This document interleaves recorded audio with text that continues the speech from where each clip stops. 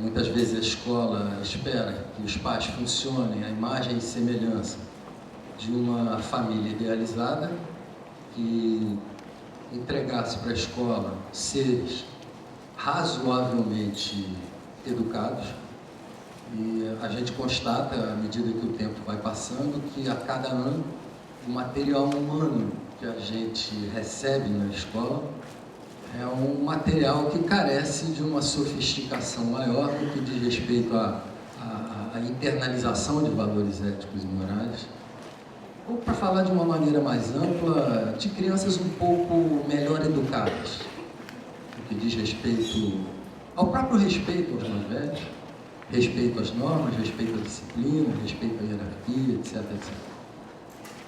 Por seu turno, a família também tem expectativas grandiosas em relação à escola.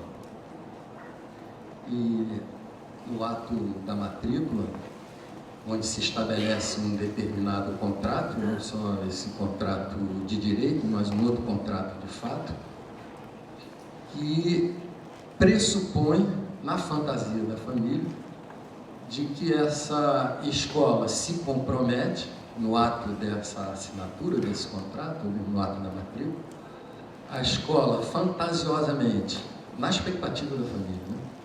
A escola fantasiosamente se comprometeria em produzir, prover uma espécie de felicidade permanente ao longo da educação dos jovens.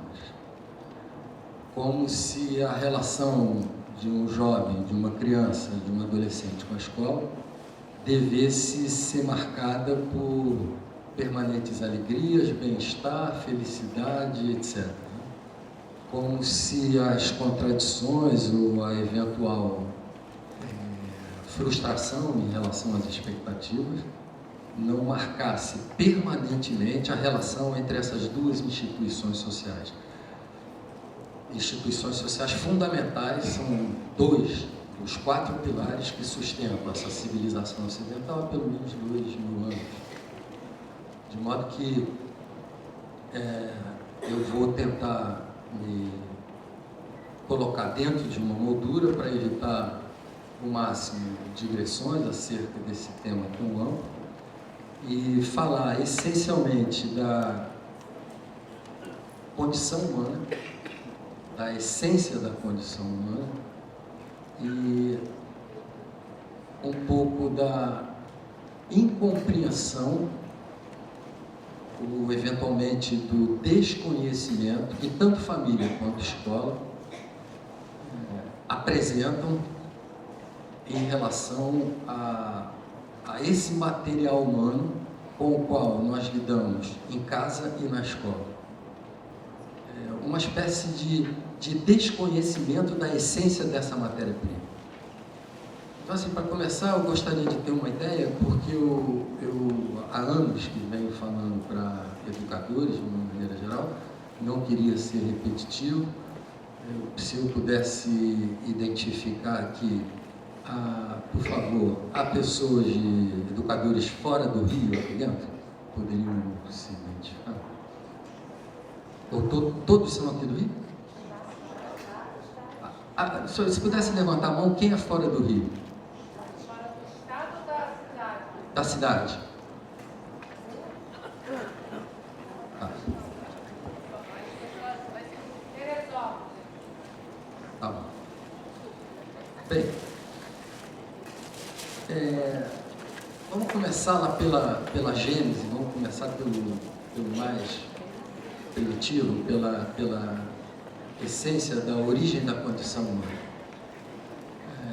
A gênese da condição humana é uma gênese fusionada. Nós, como qualquer outra espécie mamífera, a espécie humana, ela tem a sua origem, ela tem a sua gênese numa fusão, que é a fusão materno-filial, a princípio dentro do invólucro uterino. Então, feto e mãe, a princípio, fundem-se numa unidade. Uma unidade que aparentemente seria desfeita no exato momento do partejamento, quando a criança então viria à luz, e a partir desse momento da unidade se constituiriam dois seres autônomos. Do ponto de vista biológico, é um pouco isso que acontece.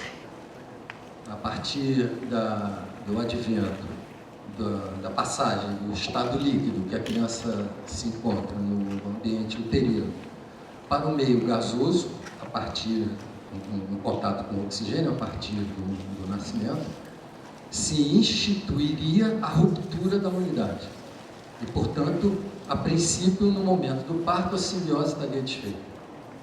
Isso acontece do ponto de vista corporal, do ponto de vista biológico, mas não é assim que funciona do ponto de vista psíquico. Haveria uma tendência psicológica para que essa dualidade experimentada ao longo de 9 meses na vida uterina fosse mantida ao longo de um bom tempo a partir do nascimento. Ou seja, a gente pode dizer que cada sujeito humano avança na direção do desenvolvimento, quanto maior for a competência dos adultos à sua volta, não só genitora ou genitor, não só mãe e pai, não só função paterna e função materna, mas o sujeito avança na direção do desenvolvimento, seja intelectual, emocional, moral, no sentido que a gente quiser abordar, na medida em que os adultos à volta da criança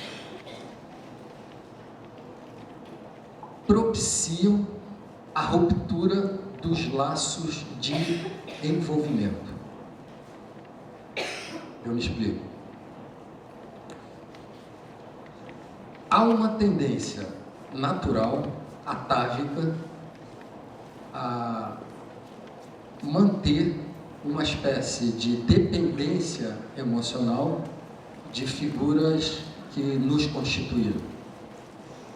Então, nós humanos, há algumas centenas de anos, provavelmente milhares de anos, somos constituídos a partir de uma estrutura que a gente costumou chamar de família, a partir da qual as origens e constituição do psiquismo e, portanto, a saúde mental e a psicopatologia, que são dois extremos, a doença e a saúde, são função da maneira através da qual esses primórdios da vida psíquica são experimentados pela criança na relação com seus adultos.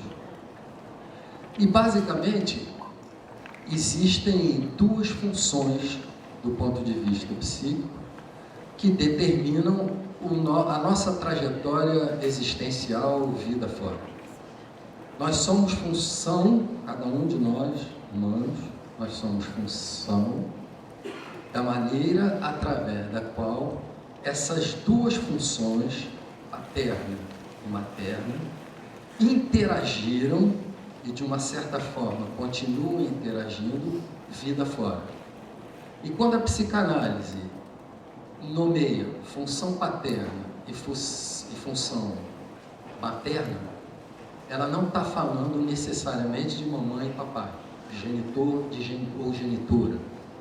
São duas funções que são exercidas independentemente do gênero, independentemente de laços sanguíneos. Aí daí a importância que nós vamos avançar para a função da escola, do desenvolvimento do indivíduo, para além do desenvolvimento cognitivo, para além do desenvolvimento intelectual,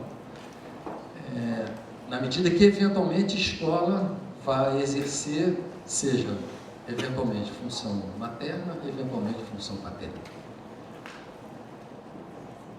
Em que consistiria cada uma dessas duas funções? A função materna, de novo, que não necessariamente é exercida exclusivamente pela mãe, pode ser exercida pelo pai, pelo professor, vovó, babá, enfermeira, titia, irmão mais velho, etc, etc. A função materna está comprometida com esse acolhimento fundamental para que o bebê avance na direção, num primeiro momento, da sua sobrevivência biológica e, num segundo momento, da sua sobrevivência emocional e psíquica. Ou seja, não basta que se alimente o bebê para que ele se torne ou venha se tornar um ser humano saudável. Hoje, a despeito da gente conhecer muito pouco acerca do que a medicina e a psiquiatria chamam de psicoses, a gente sabe, a despeito da gente saber, a ciência avançou muito pouco nessa questão da psicose, da neurose. Sabemos alguma coisa, mas desconhecemos grande parte de como é engendrada a maneira através da qual cada um de nós enxerga o mundo. Maneira singularíssima que cada um de nós foi constituindo como o serzir de um tecido muito sofisticado ao longo de toda a nossa existência, uma espécie de uma lente através da qual cada um de nós enxerga o mundo de uma maneira singular, que é distinta do nosso irmão gêmeo, se o tivermos, que é distinta de todos os outros humanos. É uma leitura absolutamente singular, que vai fazer com que cada sujeito humano chegue no banco escolar, na educação infantil, na pré-escola,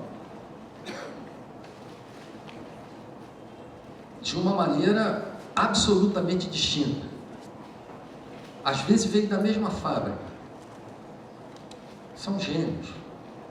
Vieram do mesmo papai e da mesma mamãe. Vieram, mas são de modelos diferentes. Tem matérias-primas distintas. Um funciona numa velocidade maior do que a outra. Um funciona com uma capacidade sofisticada de estabelecer relações sociais. O outro avança na direção do isolamento, da esquizodia, e tem 3, 4 anos de idade. Foram constituídos, aparentemente, por uma estrutura familiar absolutamente idêntica, mas, surpreendentemente, respondem à mesma estrutura, às vezes o mesmo professor na mesma escola, de maneira absolutamente distinta. Isso tudo é conhecido de todos nós, né? A singularidade da condição humana. Ora, a função materna está comprometida com esse acolhimento, sem o qual não há humanidade, sem o qual não há a essência da condição humana, e a literatura é vasta nos exemplos de Homem-Lobo. Recentemente, aquele filme do Menino Lobo, tinha um nome, como é? Que virou desenho animado e tal. Kaspar Hauser, um livro interessantíssimo sobre... São esses livros de Menino Lobo, desse mito do Tarzan que todos nós conhecemos, de crianças que são colocadas muito precocemente em contato com a natureza, sem a mediação da condição humana, e que se tornam pequenos mamíferos amamentados por lobos, etc., inteiramente integrados à natureza, mas destituídos, despossuídos do acesso ao simbólico, do acesso à linguagem, e, portanto, destituídos daquilo que nós consideramos condição humana, de uma humanização. Aquilo que separa a natureza da cultura. Aquilo que separa a civilização humana da barbárie. E parece que haveria um muro imenso, tal como esse que o Trump quer construir entre o México e a Califórnia, um muro altíssimo que separa nós, seres supostamente civilizados, da barbárie. Na verdade, a psicanálise vai dizer, trata-se de tão somente um pequeno fiapo, uma separação tênue, fluida, de modo que bastariam somente algumas condições para que para que você estava mencionando sobre a barbárie dentro da urbe, a barbárie colocada em cada esquina, em cada comunidade, né?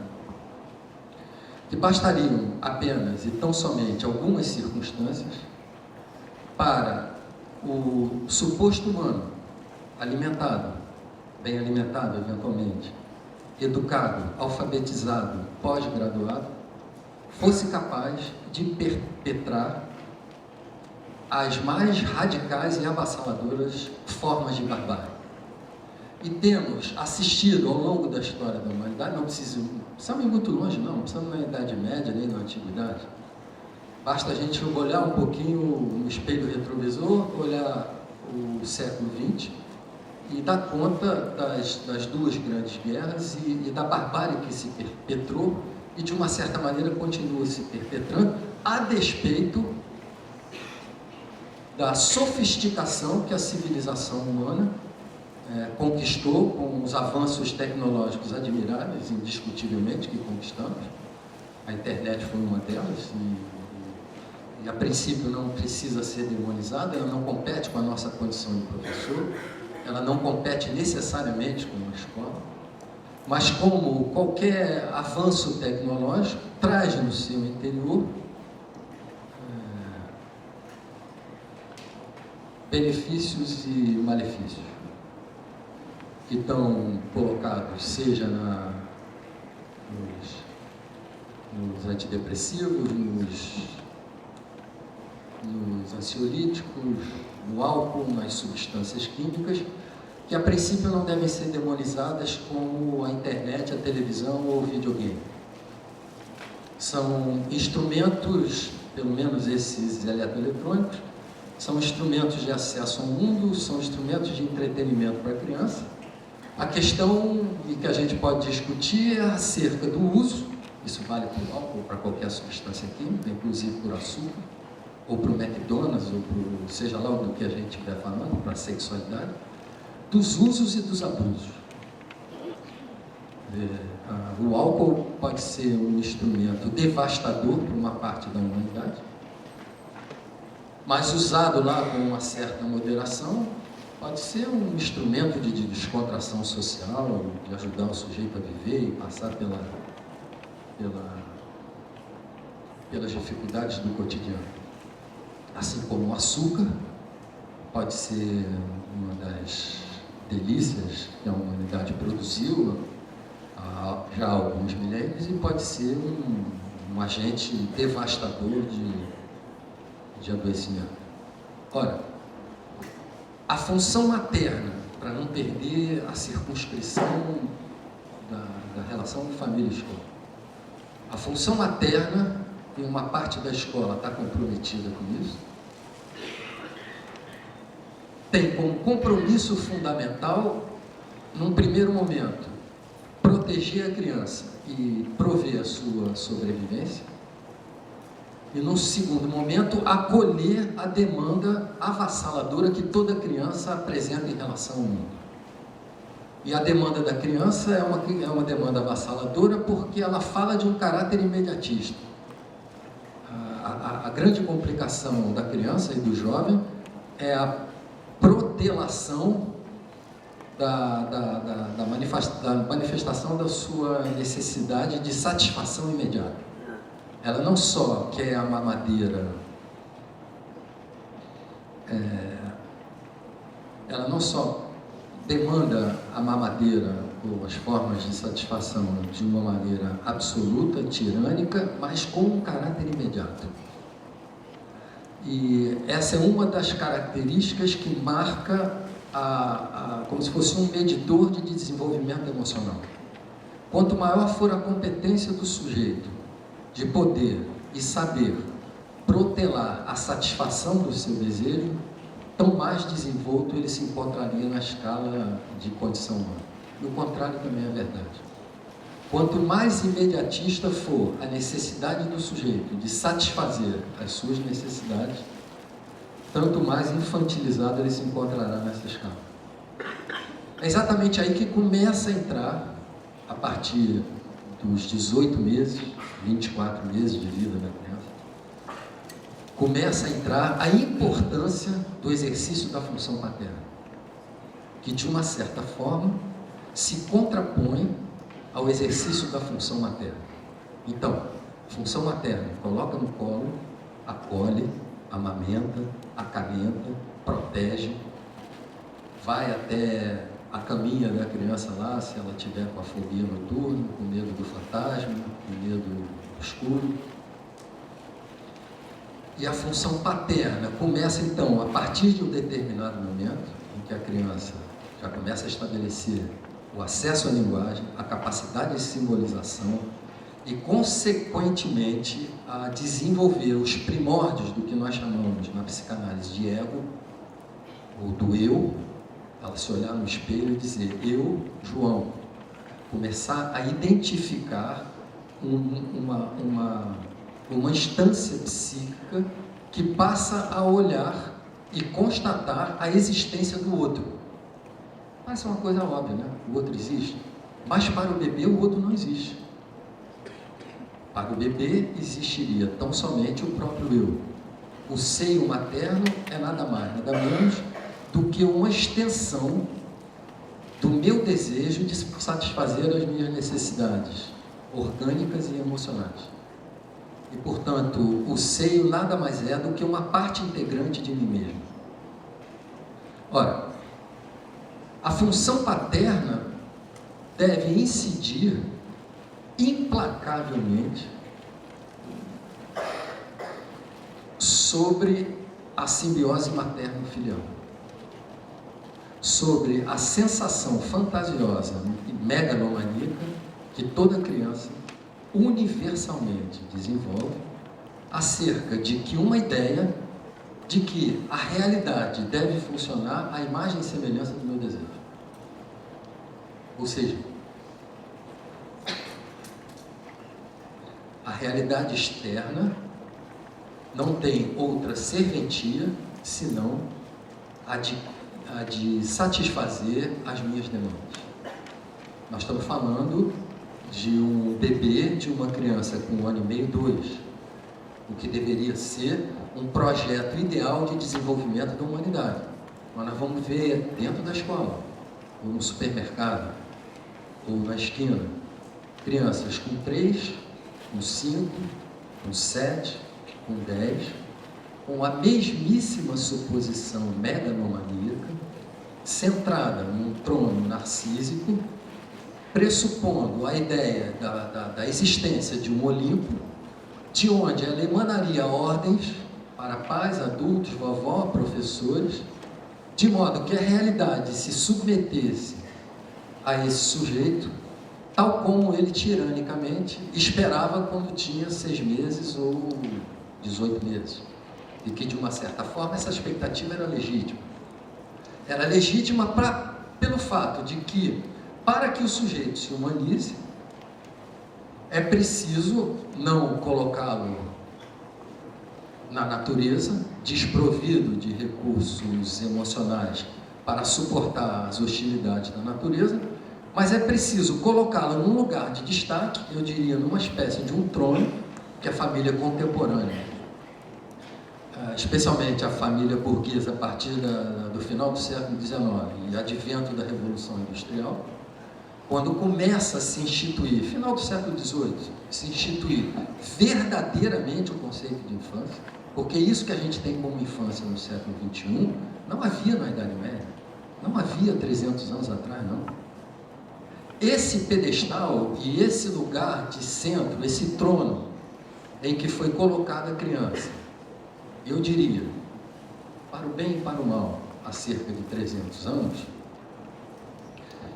ele é produto de variáveis históricas que produziram avanços, sim, avanços, de poder conceber uma criança e entender as demandas constitucionais de um psiquismo saudável de uma criança que, além de ser suficientemente amamentada e protegida da natureza, ela precisa também e especialmente de cuidados da ordem do emocional.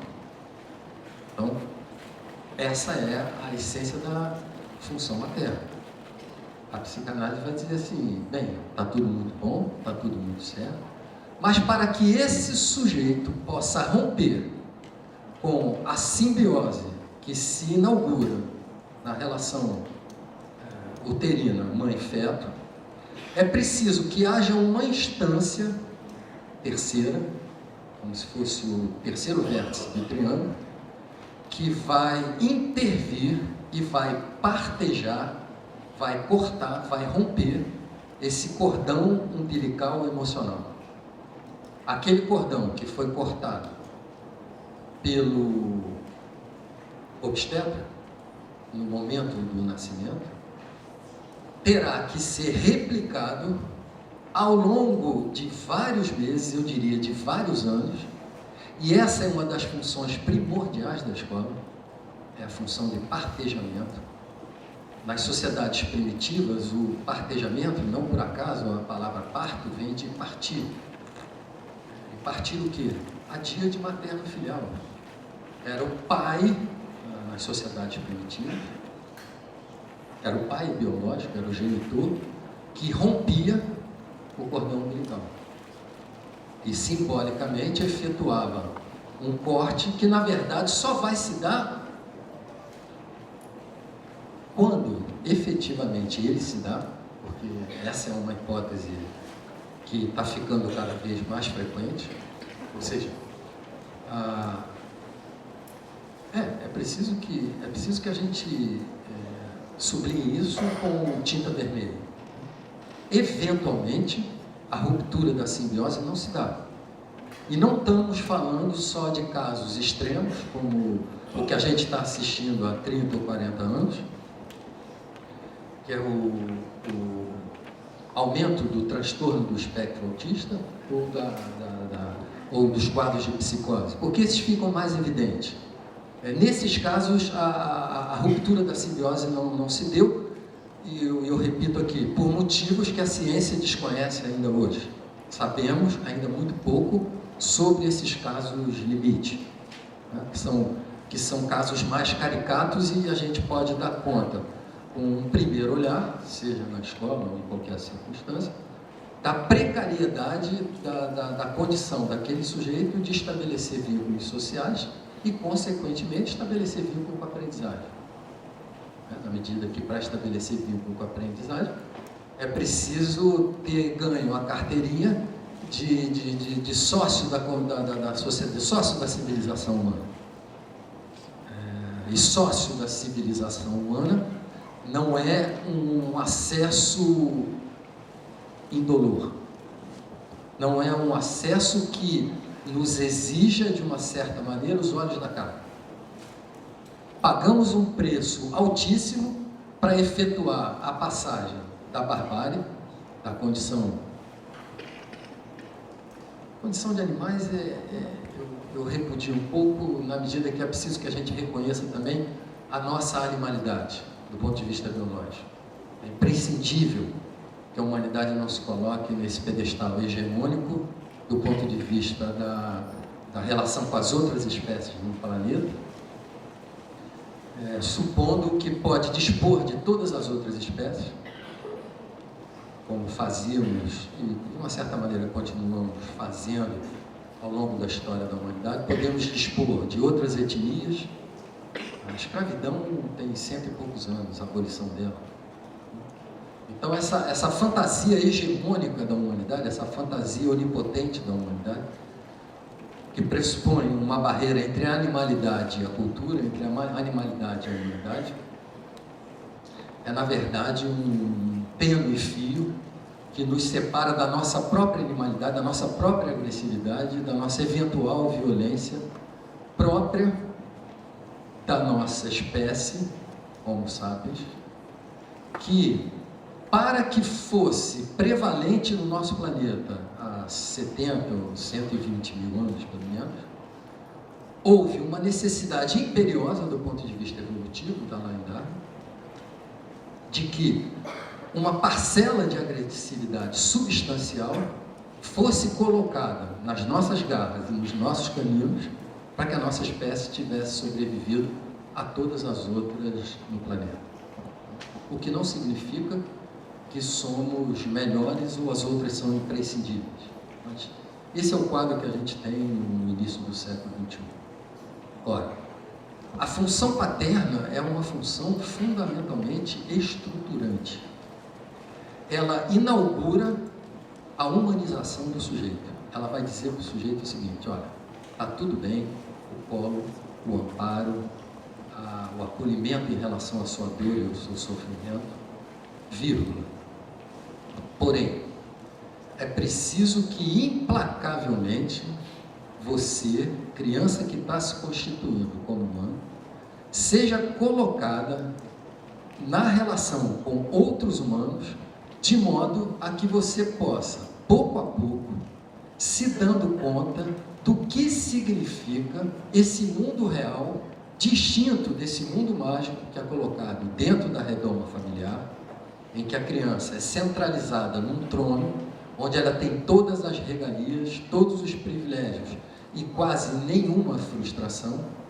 A função paterna vai dizer: filhinho, lamento te dizer, mas o mundo não é isso que nós, adultos que te amamos, membros da sua família, te prometemos nas entrelinhas ao longo desses primeiros anos de vida.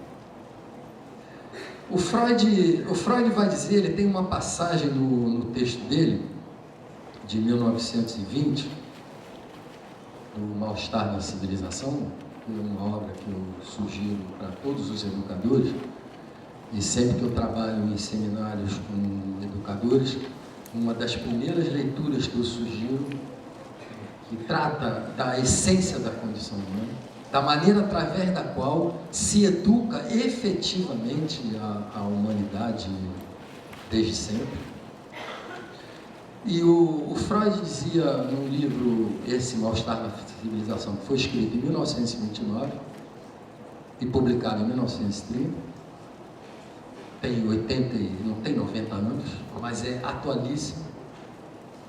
E quando ele fala de educação, ele diz o seguinte: a educação e os educadores, isso está textual lá no Mal-Estar na Civilização, a educação e os educadores se comportam como se equipassem os jovens para uma expedição polar com trajes de banho. Vou repetir isso, porque metaforicamente, isso é uma nota de rodapé no Mal-Estar na Civilização. O Freud consegue condensar uma espécie de um alerta para todos nós educadores, seja os de dentro de casa, seja os da escola, que a educação e nós educadores nos comportamos como se equipássemos jovens para uma expedição polar na neve com trajes de banho. Ou seja, o que o Freud metaforicamente está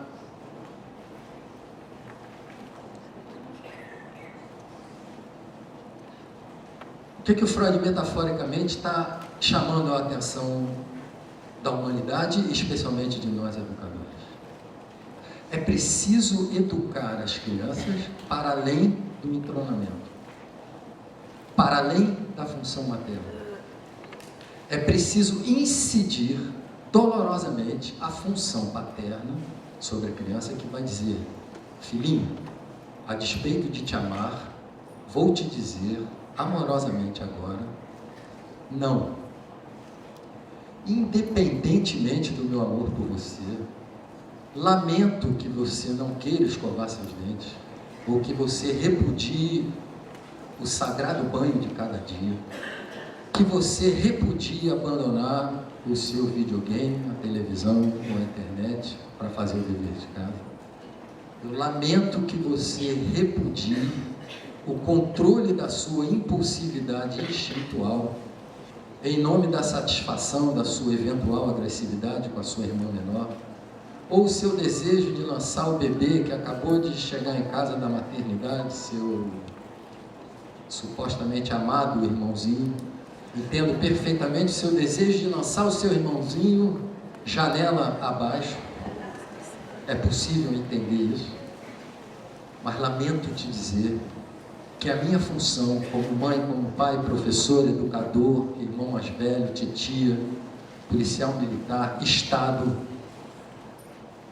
cumpro o doloroso dever de frustrar a maior parte das suas aspirações megalomaníacas, seja de consumismo, ligados à maneira de satisfazer a alimentação, mais à frente a sexualidade, as substâncias químicas, a todas as formas de prazer, que não são poucas,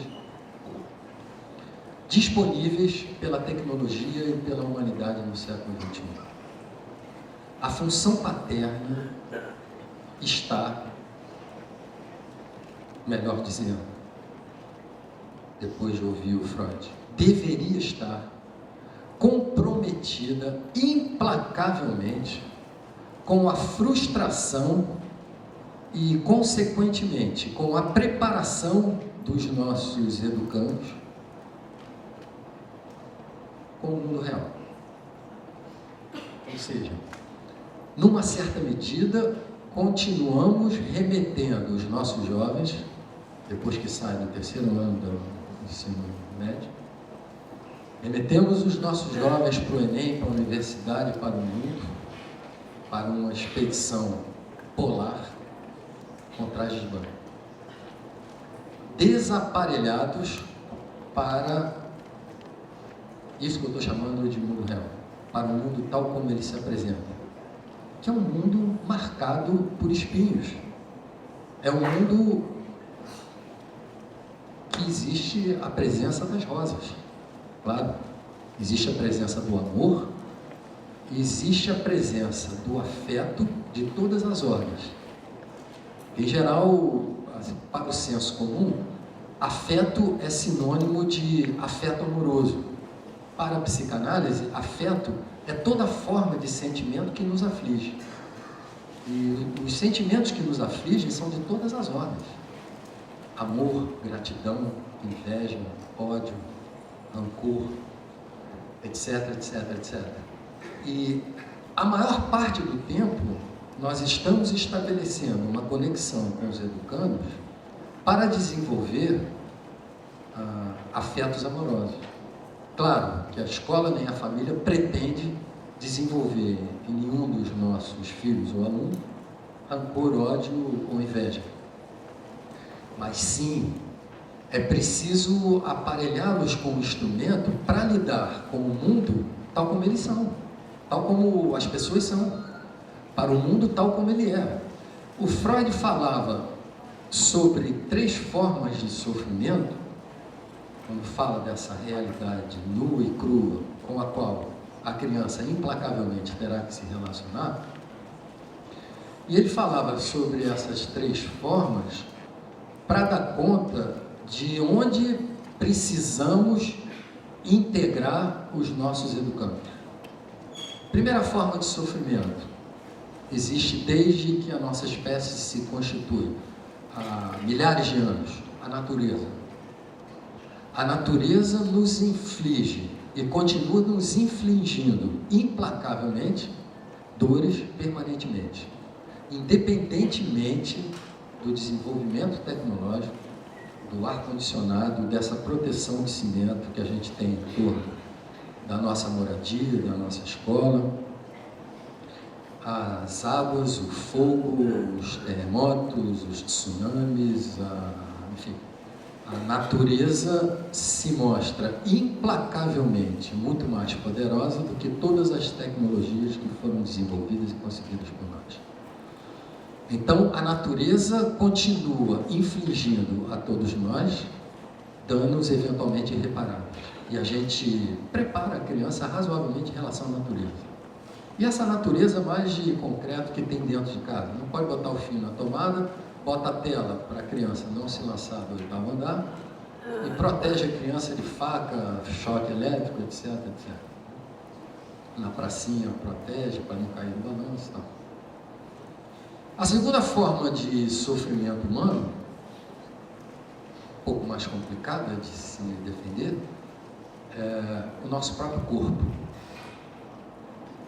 O nosso próprio corpo a despeito do avanço da ciência, do aumento considerável da longevidade nos últimos 100 anos, que projeta uma longevidade do ser humano até o final do século XXI, em torno de 100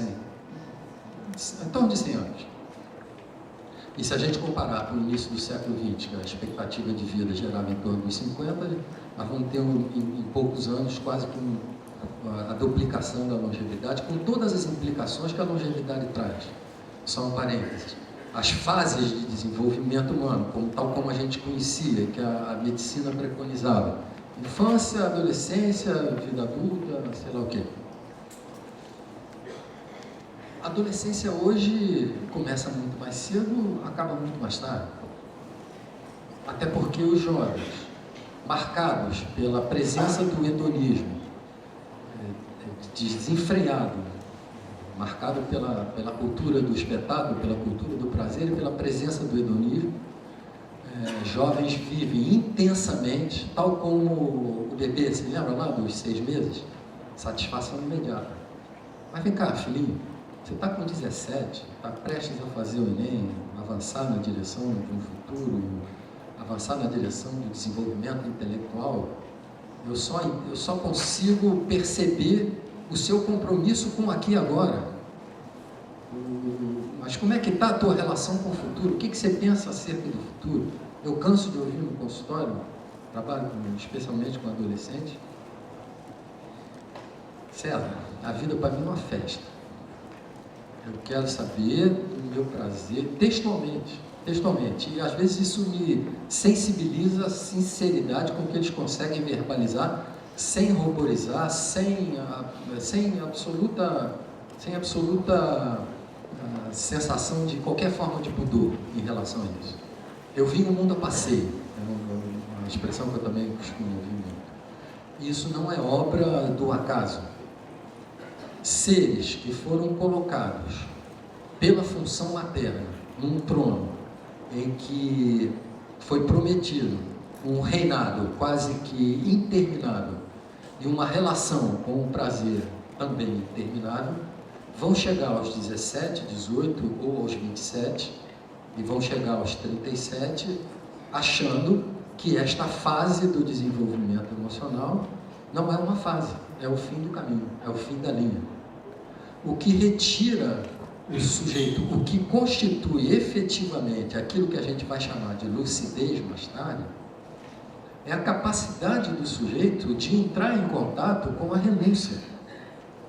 Cada um de nós, na condição de professor, a cada manhã, quando a gente exige silêncio, ou exige que o horário da entrada seja respeitado, e que cada um se coloque lá no seu lugar, nós estamos exercendo nada mais, nada menos do que a dolorosa tarefa, o doloroso dever que cabe à escola, a cada professor, a cada pai, a cada mãe, de exigir o exercício da renúncia. Eu exijo que você renuncie nesse momento ao que você gostaria de ver no seu celular, ao sono que você gostaria de ter continuado na sua cama ou em cima dessa carteira, ou ao desejo de pegar esse pedaço de papel e dar na cabeça do sujeito que está na sua frente, ou sair dessa sala e ir para o recreio. Sou capaz de entender, como professor, como educador, na medida que eventualmente tenho esses mesmíssimos desejos, gostaria, tanto quanto você, aluno, de ter dormido mais na segunda, na sexta, ou no sábado de manhã. E estamos aqui no auditório do Notre Dame para discutir questões sobre a família e a escola, na condição de adultos, de educadores, pelo menos de adultos prevalentemente, porque nunca nos tornaremos adultos abandonando aspectos infantis que são partes integrantes da nossa Constituição. Mas para estarmos aqui às 8 horas da manhã,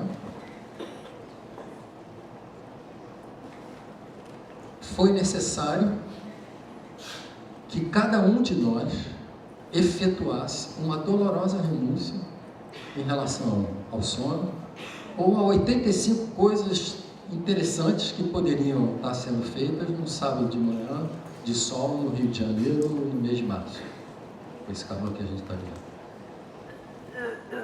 O que nos mantém no ofício de professor, no exercício da função paterna e da função materna, no exercício da condição de pai e de mãe, na condição de cidadãos, na condição de humanos, contendo permanentemente a animalidade e a presença da barbárie no nosso calcanhar, boa parte do tempo, é a nossa capacidade de renúncia exercitada, pelo menos deveria ser, exaustivamente nos primeiros anos de vida. O Freud vai dizer, o exercício da renúncia aos prazeres imediatos é essencial para a constituição da saúde mental. E quanto mais o sujeito for exercitado no período de 0 a 5, 0 a 6 anos, tanto maior a probabilidade da saúde mental desse sujeito. E o contrário também é verdade. Quanto menos exercitada a função paterna ao longo dos primeiros anos de vida, tanto maior a probabilidade do sujeito se tornar um adolescente crônico, um adolescente interminável, que a despeito dos cabelos brancos, a despeito da idade que ele leva na carteira de habilitação, na carteira de identidade, a despeito dele supor que é um adulto, funciona tal como um adolescente funciona, esperando que o mundo atenda imediatamente às suas demandas. E uma relação humana, uma relação amorosa, um namoro, ou um casamento, ou a relação entre professor e aluno, a relação entre dois amigos, pressupõe dolorosamente a presença de renúncias permanentes. Um casamento não pode durar. Um casamento entre família e escola não pode durar. Um casamento entre dois humanos não pode durar se não houver a permanente presença de renúncias. Porque se cada um espera que o outro atenda a minha demanda de uma maneira tirânica, o casamento dura meia hora. Então, para não perder o fio da meada, primeira forma de sofrimento, a natureza nos infligindo dor. Segunda forma, o nosso próprio corpo, condenado irremediavelmente às vicissitudes da natureza, eventuais doenças, dores do corpo, dores da alma, a decrepitude, o envelhecimento, etc, etc. Então, a um só tempo, o nosso corpo é fonte de prazer, pela alimentação, pela relação com os outros humanos, pela capacidade de exercitar a solidariedade humana, a generosidade com outros humanos, pelo exercício da sexualidade, etc. O nosso corpo é fonte permanente de prazer e, ao mesmo tempo, ele nos remete a dores e, eventualmente, intolerâncias. E o Freud vai dizer, existe uma terceira forma de sofrimento que tem a ver com essa expedição à neve, com traje de banho, que é a terceira forma de sofrimento e a mais dolorosa de todas. A relação com outros humanos. A psicanálise vai dizer, a dor mais aguda que a condição humana vai atravessar ao longo da sua existência provém não exatamente da natureza, não exatamente do próprio corpo, não exatamente das circunstâncias eventuais pelas quais atravessamos, mas ela vem da relação com outros humanos. Especialmente, vai dizer Freud, e paradoxalmente, a dor virá de outros humanos, paradoxalmente, a quem mais amamos. Ou seja, quanto maior e mais intenso for o vínculo afetivo com outro sujeito humano, maior será a nossa gratificação do ponto de vista afetivo mais intensamente nós seremos alimentados por essa relação humana e, paradoxalmente, de onde virão as maiores frustrações e dores. É isso que faz a função paterna. A criança ama os pais. A criança supostamente ama os educadores. Mas dolorosamente cabe à nossa condição de educador frustrar a tirania universal, atávica, natural, própria da espécie sapiens, que está inscrita no psiquismo e no campo biológico, na programação genética de todos nós. Então, o Freud vai dizer, a relação humana é marcada pela presença de uma dor quase que permanente. E quando nós remetemos os nossos jovens para uma expedição polar com trajes de banho, significa dizer que é necessário para que os nossos jovens possam lidar com o congelamento, com a frigidez desses laços afetivos, humanos, que nós vamos desenvolver irremediavelmente ao longo da nossa existência. Eles estão marcados pela presença de prazer e de dor simultaneamente. E como a gente tem que remeter os nossos jovens para essa área inóspita, que é um mundo externo, que é um mundo fora da escola, que é um mundo fora da família, nós temos que preparar os nossos filhos para a beleza, a alegria e os prazeres desse mundo lá de fora. Mas, ao mesmo tempo, temos que desenvolver um instrumental suficiente para protegê-lo das inevitáveis agruras. Não é que os inimigos vão propiciar os nossos filhos, mas aqueles a quem nossos filhos amam. Quem é pai já passou por isso, mães já passaram por isso. Criança, vamos falar, não precisamos falar de adulto. Criança com 8, 7, 6, 10, educação infantil. Primeiro apaixonamento da menina. A fantasia daquele namoradinho para quem ela faz o desenho, para quem ela leva o bombom lá no dia da aula. Aquela imagem idealizada para o menino, daquela primeira paixão. Todos nós guardamos na memória, aquele ser idealizado, que dá sentido à nossa vida, que dá vontade para ele de ir para a escola e tal. E a criança se depara de uma maneira perplexa, talvez nesse primeiro impacto, eventualmente acontece, eu diria frequentemente acontece, esse objeto amoroso que eu elegi como sendo o objeto da minha paixão, não me quer. Aliás, nem me enxerga, nem identifica a minha existência. O bombom que eu levei não significou absolutamente nada, senão uma satisfação oral imediata ali e pronto. E essa caricatura da frustração do nosso desejo, ela vai marcar as nossas relações ao longo da nossa existência. Eventualmente somos correspondidos, o outro atende a nossa expectativa. O outro é capaz de compartilhar o projeto pedagógico que desenvolvemos ao longo de meses para produzir uma qualidade de ensino mais sofisticada, etc. Mas, eventualmente, vamos nos deparar com colegas na sala dos professores, ou com alunos, ou com pais na sala, na coordenação, que supõem que o mundo deve funcionar tal como eles esperam.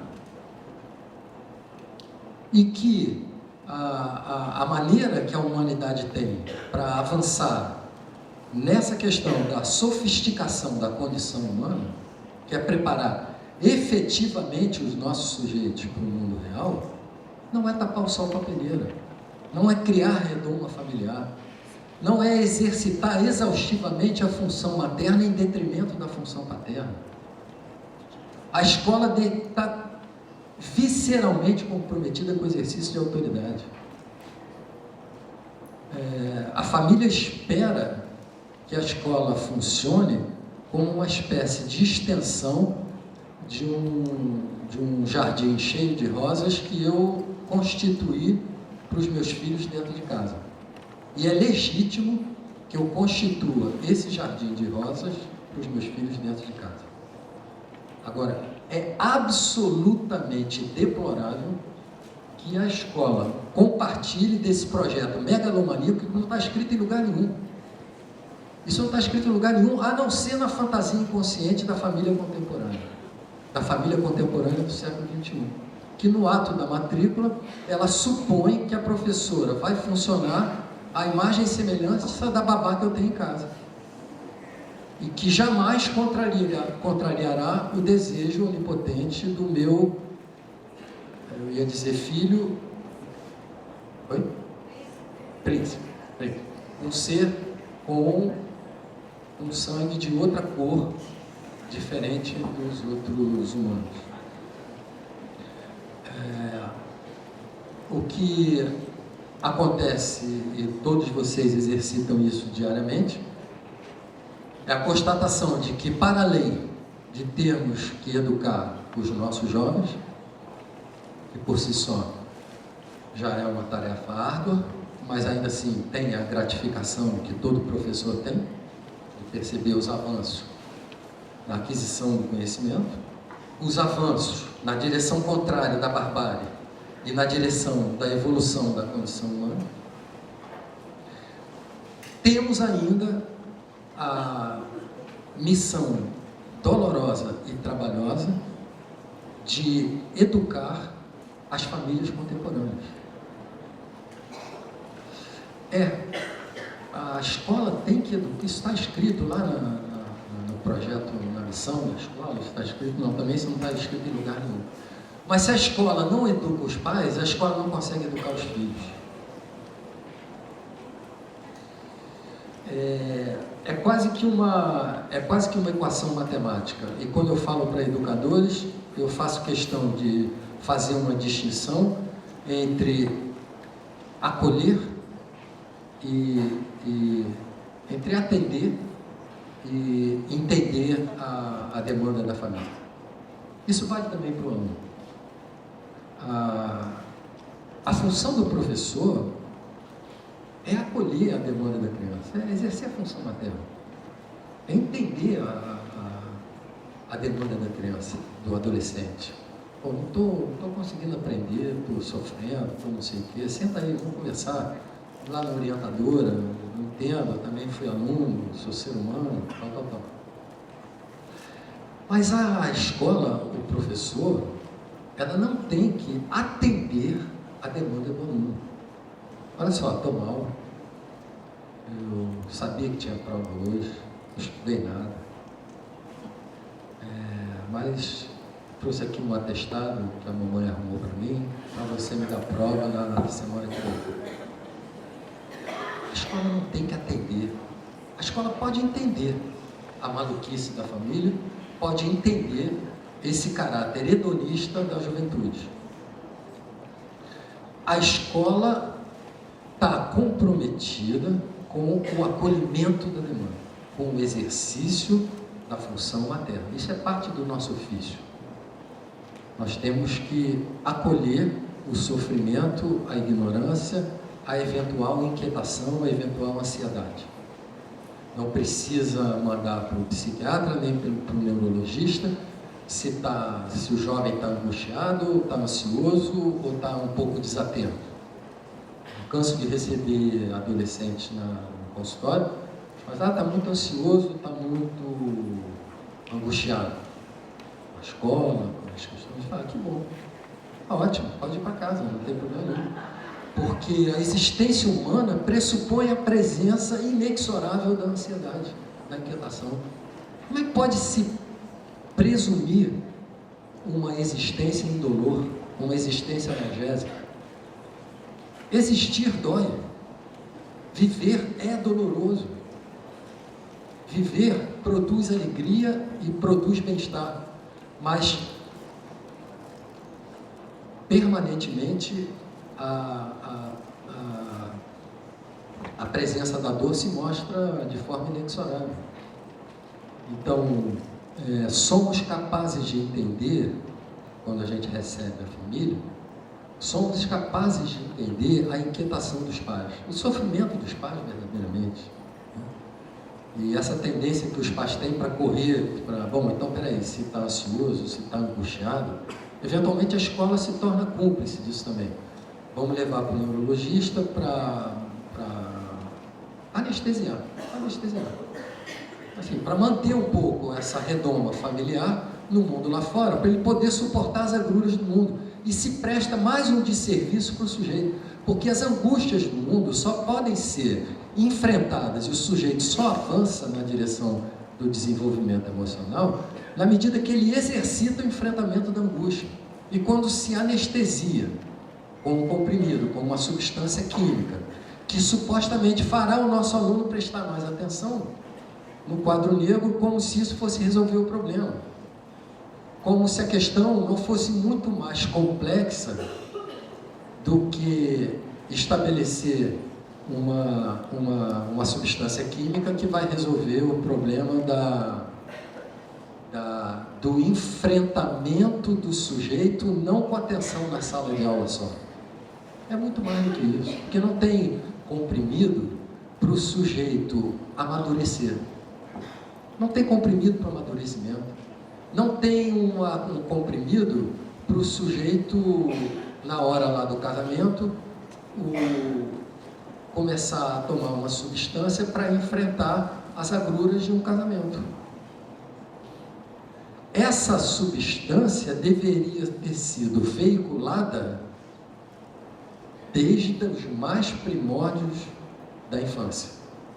Ou seja, quanto mais efetivamente tiver sido exercida a função paterna na infância, menos obesidade mórbida a gente teria. Mas o que tem a ver função paterna com obesidade mórbida?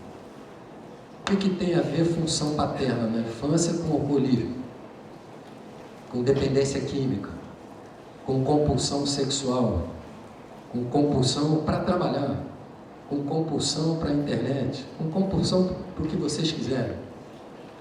O que uma coisa tem a ver com a outra? Freud diz: tudo. Existe uma amálgama que está colocada imperceptivelmente e que a psicanálise lançou luz no final do século XIX e ainda é muito pouco compreendida pelo senso comum, especialmente por esse avanço desenfreado das neurociências, que são bem-vindas. A psiquiatria é bem-vinda em alguns campos. O problema não é da psiquiatria, eu diria que é de alguns psiquiatras. O problema não é da neurologia, que trouxe avanços extraordinários, que a gente conhece do cérebro hoje, mas talvez de alguns neurologistas, de ignorarem essas questões básicas da condição humana e partirem de um pressuposto que bastaria tão somente no futuro uma substância química, um elixir mágico, que é perseguido pela humanidade desde sempre, que trará o que só o esforço, a renúncia e a determinação de nós professores, nós pais, nós sujeitos humanos de uma maneira geral, de afastar, nesse trabalho doloroso, implacável e interminável, de afastar a barbárie da cultura. Obrigado pela atenção.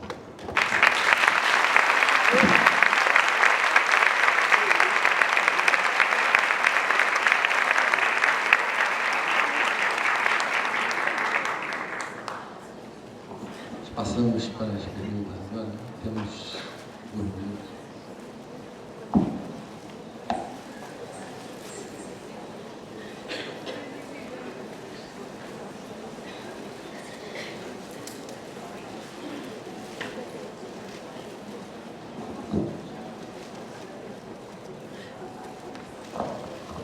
Agradeço a sua reflexão e ela fecha muito com aquilo que a gente no Colégio Notre Dame e com certeza em todas as outras escolas reflete e sofre todos os dias. Eu muitas vezes digo, vamos deixar a criança em casa e vamos trazer os pais para educá-los. Nós estamos convivendo pela primeira vez com a geração de pais adolescentes Ou seja, os pais ainda não amadureceram enquanto pessoas adultas exercendo a sua paternidade. Há um exercício crucial da maternidade e uma exigência quase que tirânica de a escola continuar a exercer a função materna. E gostei de ouvir que o senhor reforça a função da escola como principalmente a função paterna. Minha pergunta é como educar os pais desta geração para ajudarem no processo educacional de seus filhos. O seu nome é? Loiva? Então, Loiva, tarefa grandiosa, né? Acho que eu não teria a pretensão de produzir uma resposta para uma questão tão ampla. Mas, assim, eu acho que a escola tem um papel circunscrito, um papel que dá para a gente baixar a bola do nosso narcisismo enquanto educadores, de saber a limitação do nosso papel, mas ao mesmo tempo também ter a dimensão do alcance dele. Eu venho de uma instituição beneditina de ensino, né, em que ao longo dos anos eu escutei isso a exaustão, né, se preconizava a ideia os beneditinos reforçam muito essa ideia quando falam de educação. Ensina pela palavra, ensina pela vida. E eu ouvi isso a exaustão ao longo dos anos lá com os beneditinos, achava que entendia, né? Ensina pela palavra. E os beneditinos, toda vez que falavam ensina pela palavra, eles colocavam algumas restrições que são intrínsecas à palavra. Até pela polissemia da palavra, pelo polissignificado da palavra, pela dificuldade, pela Torre de Babel, porque, né, pela questão de que a gente propõe na comunicação expressar uma determinada ideia tal, e o outro lê tal como o aparelho psíquico dele permite que lê. De modo que um auditório como esse, que está numa palestra ou está vendo um filme, quando a gente acaba e sai, cada sujeito singular ouviu mais ou menos o que quis, o que pôde, e se fosse um filme, cada um veria um filme absolutamente singular. Às vezes a gente está conversando sobre filme, né? A gente vê lá Animais Noturnos e tal, e, mas será que eu vi o mesmo filme do que ele? Está falando uma coisa aqui que eu... Os beneditinos, quando dizem ensina pela palavra, colocam uma vírgula e sublinham. Ensina pela vida, ensina pelo exemplo. Ensina, diria Freud mais recentemente, os beneditinos têm uma tradição milenar, diria Freud mais recentemente, diria o seguinte: ensina pelo modelo identificatório, se a gente quiser usar a expressão psicanalítica. O modelo identificatório, o modelo que a gente utiliza como pai, como mãe, como professor, como adulto para a criança, é um modelo que independe da palavra. Então os beneditinos dizem, ensina pela palavra, ensina pela vida. A palavra é retórica, a palavra é importante. O ensinamento beneditino é milenar, é de excelência, é de qualidade. Não vamos desprezá-lo. Mas ele não seria nada se ele tivesse destituído desse recheio que é a representação do modelo identificatório.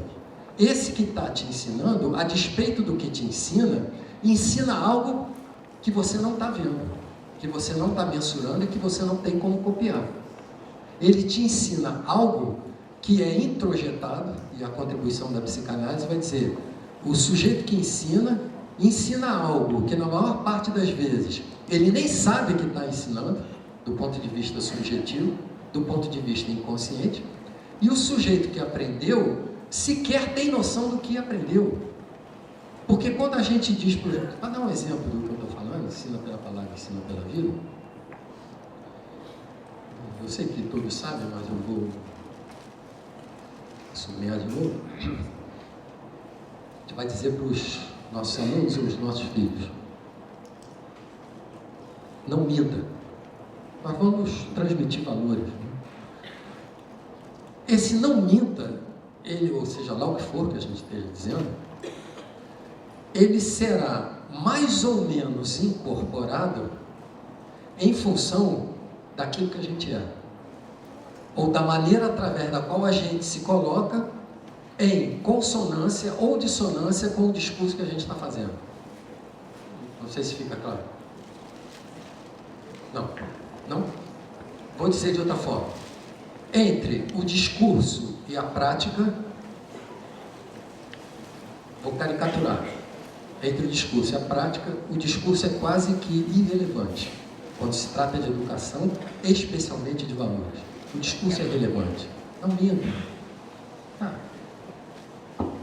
A prática, o modelo identificatório, aquilo que eu efetivamente, independentemente de eu dizer para o meu aluno sobre a desonestidade, sobre a mentira, que não pode colar, etc., etc., ele está percebendo nos mínimos detalhes a maneira através da qual eu lido com os meus alunos, a maneira como eu me refiro aos meus colegas, aos meus pares, do ponto de vista ético, a maneira como eu me coloco na hora de atravessar a rua ou na hora de sair com o meu carro, com o sinal aberto ou fechado na porta da escola.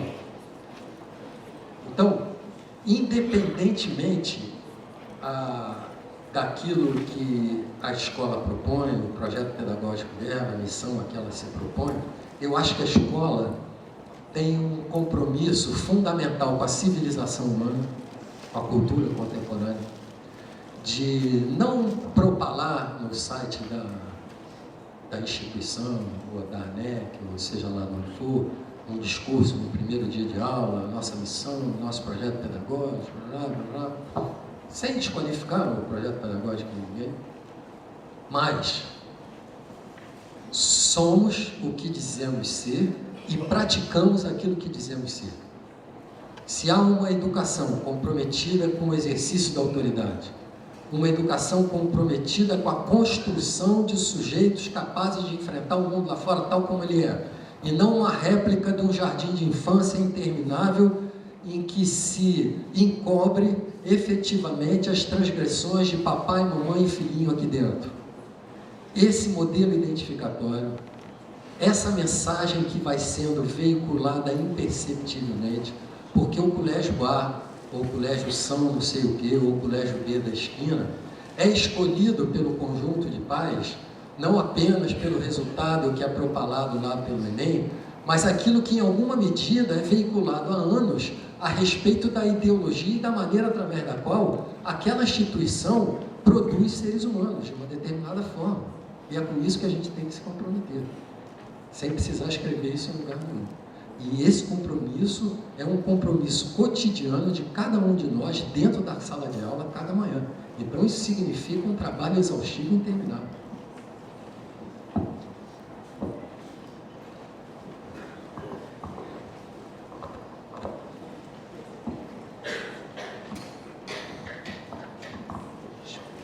Bom dia. Professor,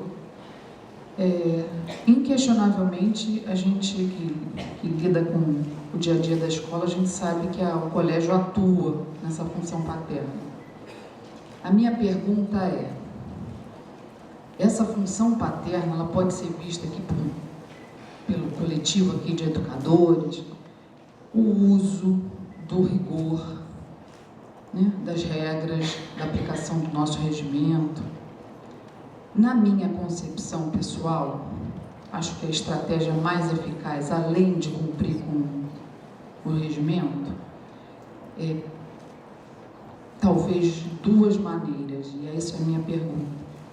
Devemos, nesse momento, construir ações de trazer esses pais para dentro da escola, para refletirmos sobre essas questões e também fazer com que os nossos educandos construam um pensamento crítico reflexivo para que se conscientizem de que o mundo não é cor-de-rosa, né? Não só aplicar o regimento, mas também, né, construirmos esse pensamento, porque ele mesmo, eu vejo isso na minha prática, ele mesmo é capaz de concluir: eu errei. Mas a gente precisa gastar um pouco mais de tempo para fazê-lo pensar e refletir. Essa é uma das perguntas. E a outra é esse hedonismo, esse imediatismo que a gente percebe, não percebemos apenas nos nossos jovens, percebemos isso hoje na nossa sociedade. Nós adultos, né, vivemos isso. Se isso não é uma grande contribuição desse processo de globalização, de avanços tecnológicos, a gente está com o celular, o WhatsApp, a internet está lenta, a gente já começa a ficar ansioso e a gente não consegue, enfim, todos nós vivemos também essa sensação de imediatismo. Isso é uma outra pergunta, porque me faz pensar que todos nós somos atingidos por esse imediatismo. Meu nome é Cláudia. Cláudia, você é de que instituição, Cláudia? Sou do Colégio São Paulo de Teresópolis. Faço parte do serviço de educacional, orientação educacional. Não veio ninguém do São Paulo aqui do Rio, não? Não. Nem a Marta? Não. Bom,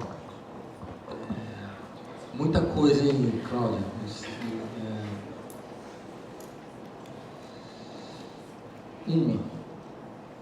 A primeira parte da sua questão, se é que eu consegui dar conta,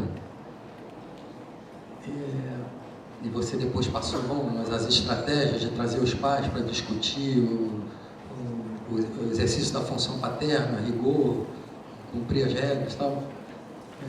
Eu tenho dúvida, Cláudia, é um pouco tudo isso que você falou, mas eu tenho dúvida sobre essas ações, seja com alunos, seja com pais, trazer para discutir, exatamente pela proposição milenar dos beneditinos, que coincide com a visão do modelo identificatório freudiano. Ensina pela palavra, ensina pela vida. Essa não é uma questão que possa ser ensinada para as famílias. Vamos reunir aqui no auditório, no primeiro dia de aula. Pô, seria ótimo isso, né? Chama, sei lá, uma meia dúzia de especialistas, faz 3 dias lá, intensivo, sei lá o quê, e aprenderiam.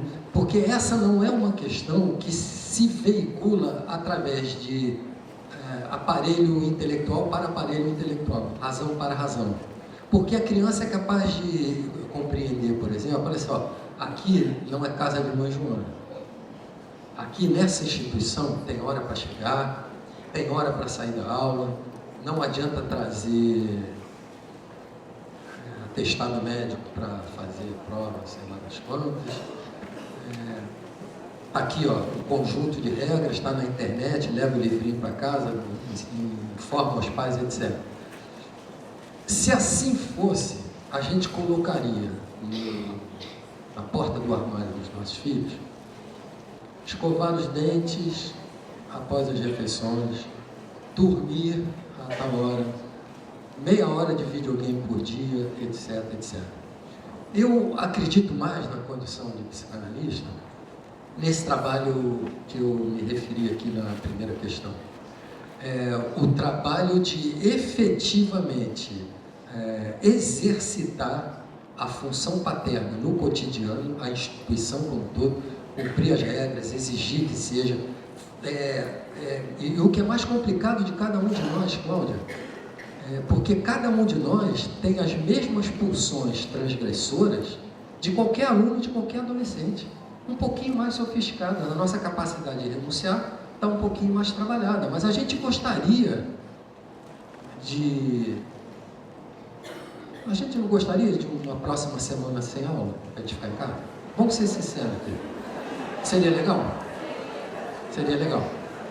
E se pensasse assim, uma semana não, um mês, seria melhor ainda, se a gente pudesse. Aí o outro vai dizer assim, o Freud trabalha isso sob a forma de fantasia lotérica. Quer dizer assim, o sujeito imagina, poxa, o dia que eu ganhar na loteria, todos os meus problemas estão resolvidos. A gente sabe que não.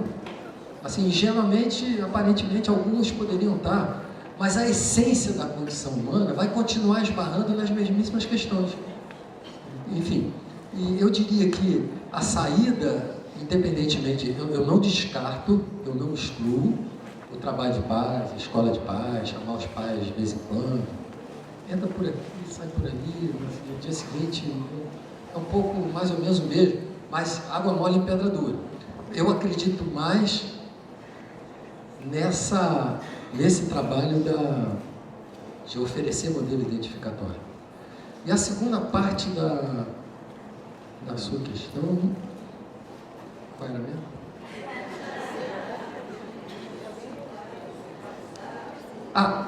WhatsApp, exatamente. Esse imediatismo, ele é próprio da cultura.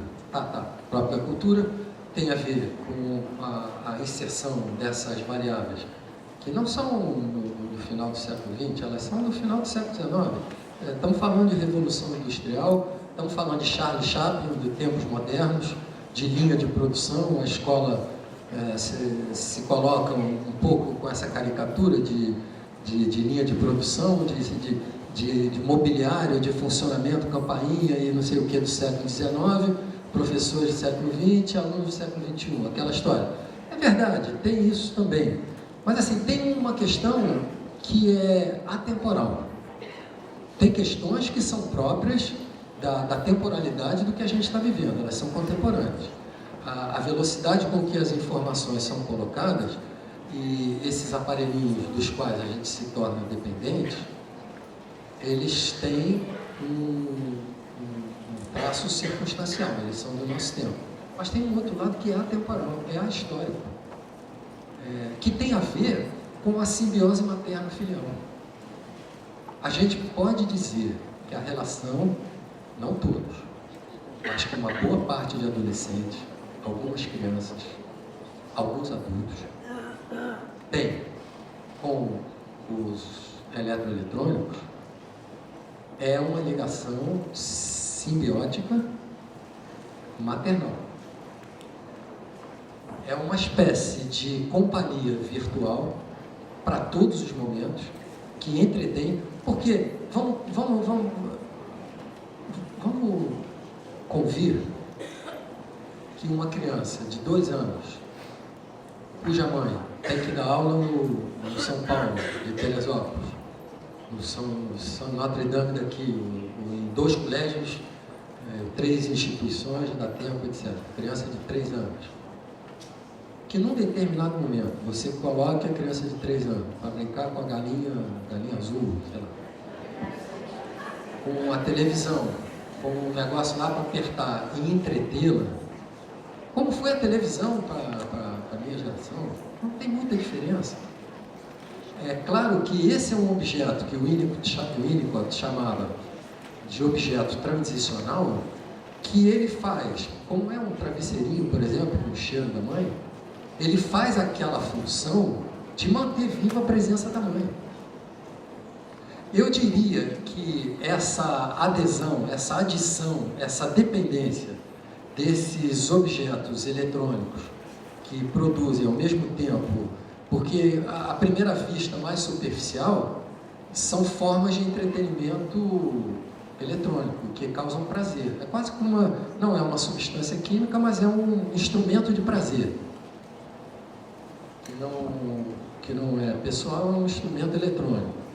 Mas ele está vinculado àquele processo de simbiose materno-filial. Então, de novo, nossos filhos, nossos alunos se tornarão mais ou menos dependentes de eletroeletrônicos de entretenimento quanto maior tiver sido a incidência da função paterna.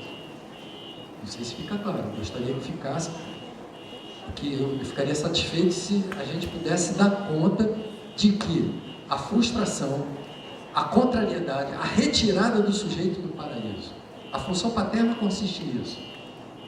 Filhinho, lamento, mas eu vou ser obrigado a te retirar como você já tinha sido retirado, primeira saída, primeira expulsão do paraíso, vida uterina, segunda expulsão do paraíso. A primeira é quase inexorável e raramente ela produz lá patologia. Mas a segunda, ela dá uma dor de cabeça imensa e corre o risco de não ser concretizada.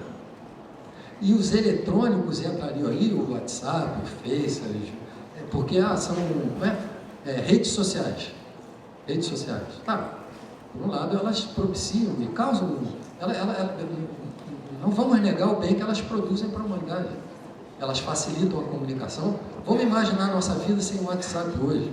De manhã eu já mandei os 2 para a Celeste.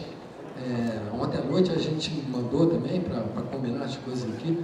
Seria um caos a nossa vida sem esse mecanismo.